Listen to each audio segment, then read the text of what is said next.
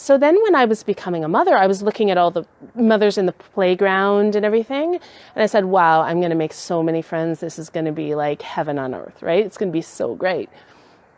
And the problem was it wasn't. I actually had a lot of new social anxiety in motherhood. It was a kind of paralysis kind of social anxiety.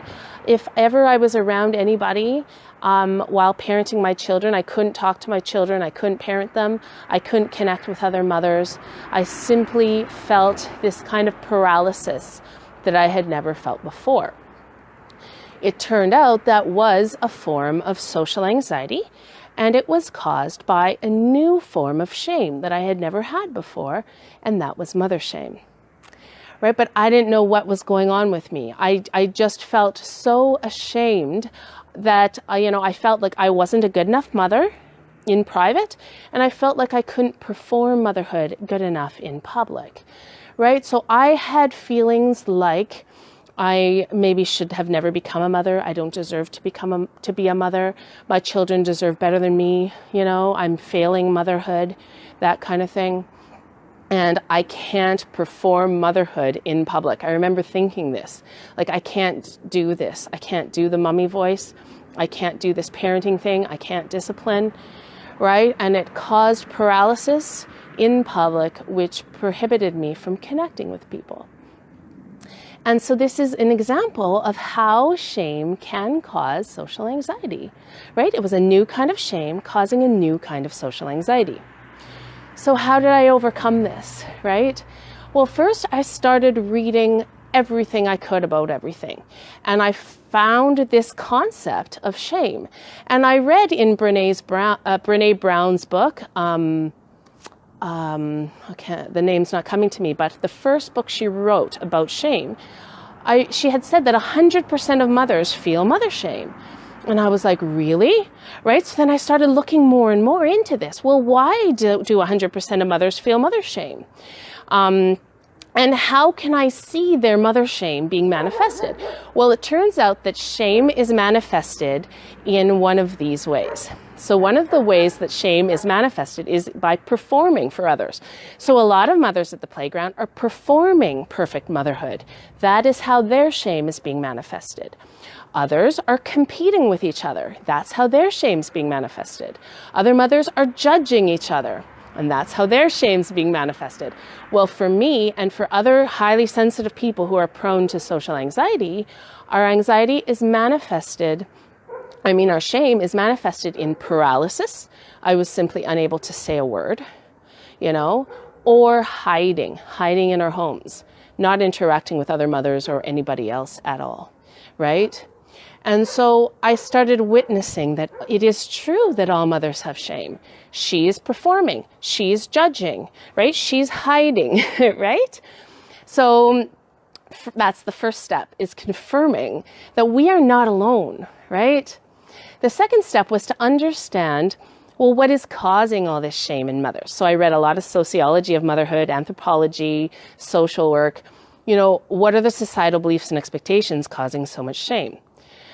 So for example, on the playground, some mothers are feeling shame because they don't feel their parenting's good enough. Others are feeling shame because their child is misbehaving. They don't know what to do, right? Or others are just feeling internal shame that they're not breastfeeding, and that they had a C-section, or that they had a horrible pregnancy and they were very unhappy in their pregnancy.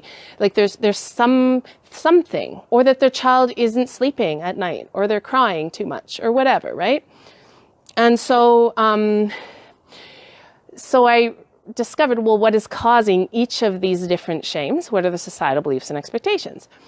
And then I had read in Brene Brown's book that in order to overcome shame, we need to feel compassion, especially to feel compassion towards everyone in our group.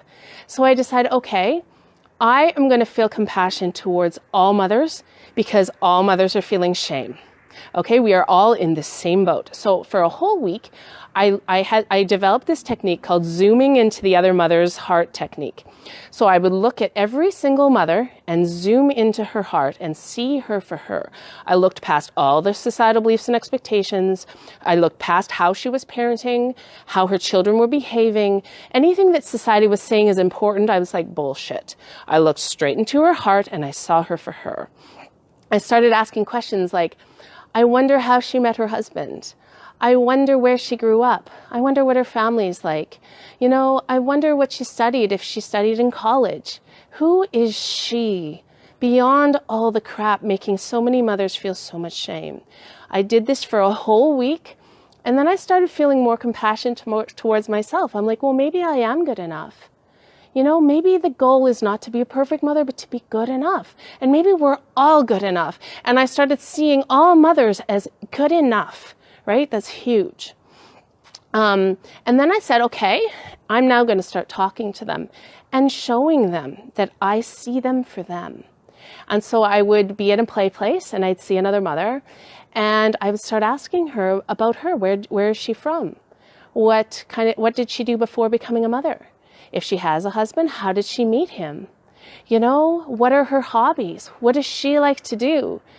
You know, and it was so amazing because they felt that I didn't care about the superficial parenting stuff or how their child was behaving. I saw them for them, you know, and this started enabling me to connect with other mothers. It was so refreshing to them to see that there's someone who cares about them and who's not looking at these superficial societal criteria. And then I met this one mother at my son's preschool class. She seemed very open-minded and very kind.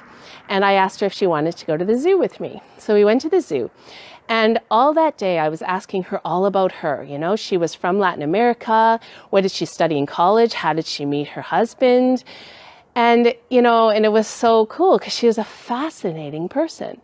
And at the end of the zoo trip, she said to me, she said, you know, Marni, since I became a mother 4 years ago, no one has asked me about me. And I was in shock. And I said, yeah, exactly.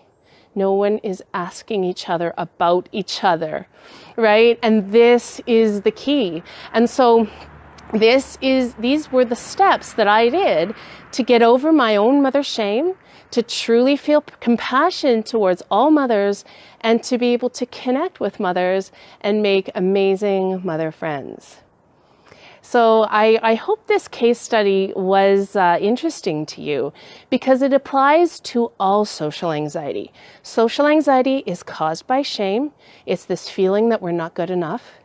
So we have to realize that everyone feels shame, maybe in different categories, in different areas, but everyone feels shame. So the more we can have compassion towards everyone and stop judging each other, but feel compassion towards them, we can then feel compassion towards ourselves. And if we can look through the societal bullshit and look into people's hearts and see them for them and being truly interested in them, then we can truly start to connect with them and we will love both ourselves and them and we'll be able to accept people for who they are and accept ourselves for who we are because we are all good enough.